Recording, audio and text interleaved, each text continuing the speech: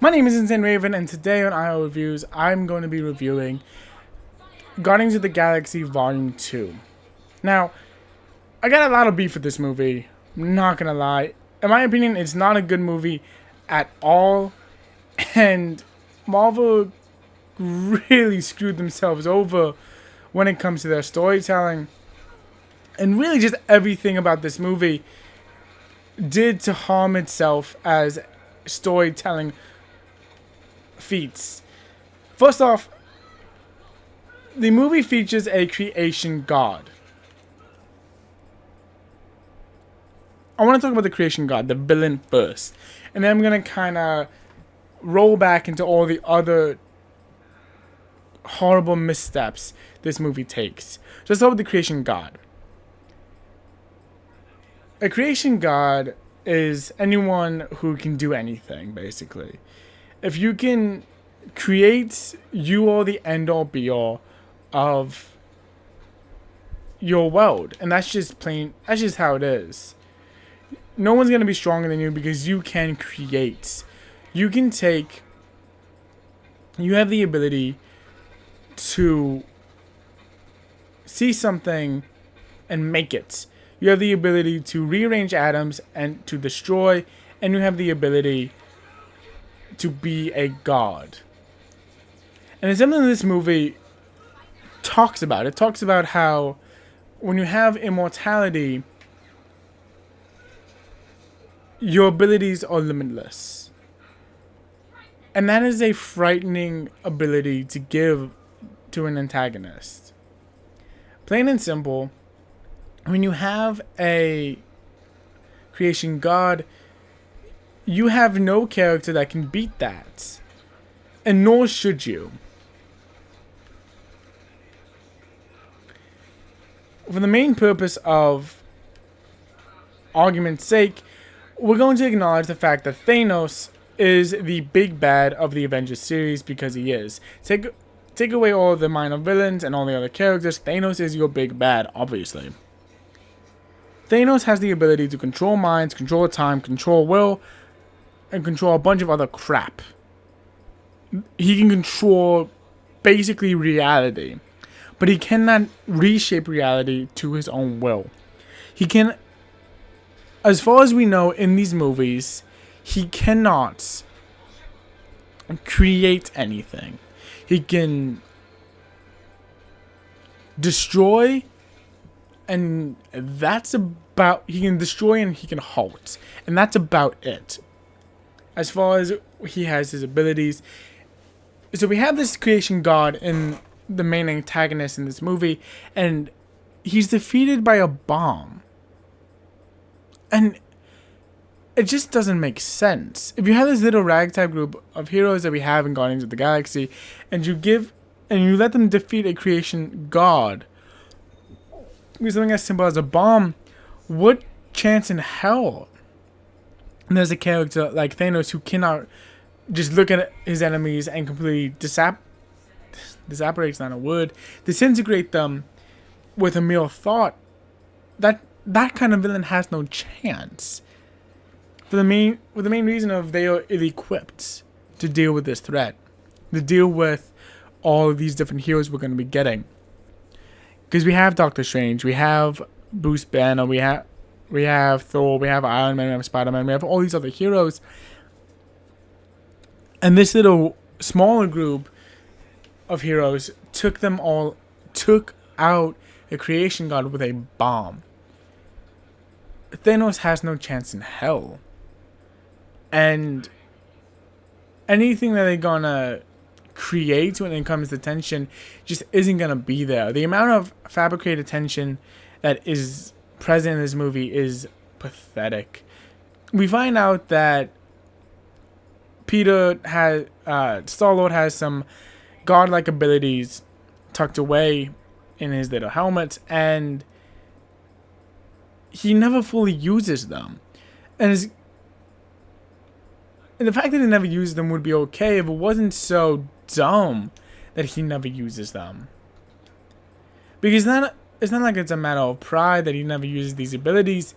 It's that he never realized that he has them, which I guess I could get behind because Star-Lord is dumb as shit and has all the other characters kind of being the brains of the operation, while he just has the equipment basically. But even that's no excuse for not realizing that you are half God. I don't know, it just seems like a really weird thing to not notice. Especially with the fact that you had a whole other movie to kind of figure this shit out, and you didn't. So I don't know what you were doing. But it definitely wasn't finding out yourself at all or anything like that. Because why would you need to do that in a superhero movie? My other big problem I have with this movie is the pure amount of exposition this movie gives. And this movie gives out exposition needlessly. The movie gives out so much exposition that I feel like this movie was actually the first movie and the first movie was a sequel.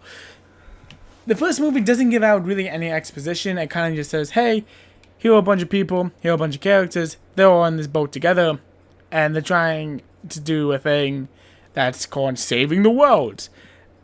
And you're kind of just like, okay, cool, I don't need any more. I don't need anything else than that. That's enough information for me to be happy. And in the second movie, I don't know if they felt that they under-explained things in the first movie or what, but they over-explained things to the point where there are moments where I'm just like, can we just stop talking? I don't want an origin film in my second movie. Not when I already know, for the most part, what each of these characters do. I don't need to go into all this heavy backstory. Just give me modern stuff. Give me character progression. And this movie just doesn't give that. The other thing this movie really doesn't do well is that for some reason, its special effects in certain parts of this movie look like trash. And I don't just mean like they look bad. It looks like they had the the kid of the studio head just tinkering away with iMovie until he got something that looks like it was magical. And that again is something I don't want to see in a Marvel movie.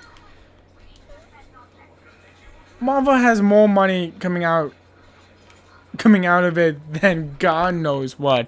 And you're telling me you can't come up with something proper to make effects? I don't know. For me personally, I just feel like it comes across as lazy and almost as arrogance because they know we're going to see these movies regardless. Regardless of quality assurance or anything. Or if thought actually went into them. My other big problem I have with this movie is that this soundtrack, a large part of the first movie that made that movie so good, the original Guardians of the Galaxy, was that bitchin' soundtrack. Every song seemed to perfectly coincide with what was happening on screen, or it told a part of the story in a way that without that song being there, it felt like it would have been lacking. And this movie just doesn't do that. And it just doesn't do that, not like in a little bit, it doesn't do that almost at all. There are 3 moments in the entire movie where I feel the music actually enhances the experience rather than hinders it. And 2 of them are fight sequences. And it's not hard to get bitchin' music for a fight sequence. It just isn't. So the fact that this movie is such a failure in that regard just feels like such a disappointment in comparison to what the first movie gave us. The other thing that I have a big problem with in this movie is that the characters it does do really well, and it does Rocket Raccoon and Zidon, whatever the fuck his name is, Michael Rooker's character, it fleshes out this story so well. It fleshes out those characters so well that I feel like this movie was more meant for them more than any other character in this movie. And that kind of has me wondering of the future of the series, of the Avengers series as a whole. Are we going to come to this point, well, and when I say we, I mean the general populace, where we look at these movies and we just say, this isn't good enough anymore? Because personally, between Doctor Strange just being a complete rehashing of Iron Man and a crappy version of that, to it just being offensively complacent with how it told its story and with who its actual characters are. It's just, I'm wondering if we are coming on to that point where Marvel just isn't doing enough. It isn't good enough anymore. I'm starting to wonder if we've hit that point as movie-going audiences. There was really nothing in this movie where I felt that I had to come to this specific movie to see, and that's just another huge downside of this movie. Now, I will give the movie its dues and say that those three moments, those three songs that fit the story proper and actually coincide with what is going on, does it really well. It does it really well. And I love those three songs for reminding me how good the original movie was in comparison to how disappointing this movie was.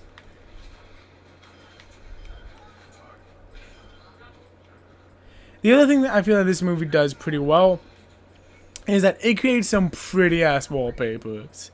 There were at least 5 different times in this movie where I'm staring at what I was seeing on screen and I'm like, that'd make a good thumbnail, or better yet, a good wallpaper. I just wish that the amount of care that went into that kind of went into the rest of the movie.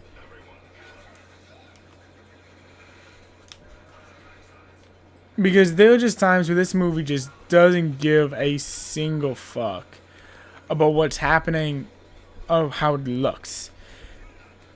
My other big issue that I have with the movie is Baby Groot. Baby Groot in its first like 10 minutes is adorable as fuck. And I'd be more than happy to accept him as my new overlord. And then he continues. And I was kind of hoping there'd be a moment where there'd be time throughout the movie and we kind of see the Baby Groot's progression and maturing.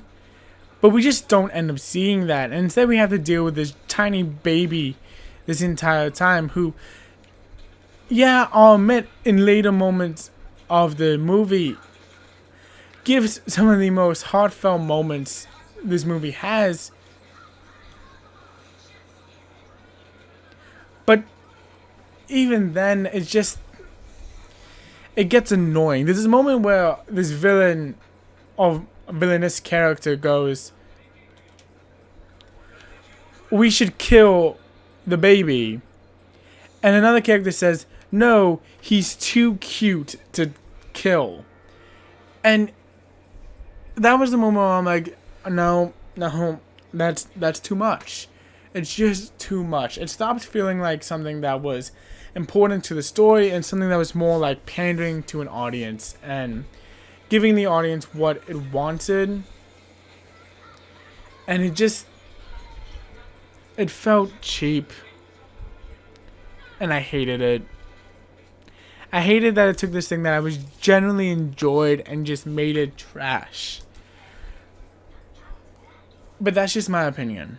And like always, I want to know what you guys think in the comment section down below. So if you guys think I'm being too harsh on the movie, or I didn't see some of the fun that this movie actually had, let me know in the comment section down below, and let me know what you guys thought of it. Other than that, my name has been Insane Raven, and I will see you guys in my next video. Bye bye.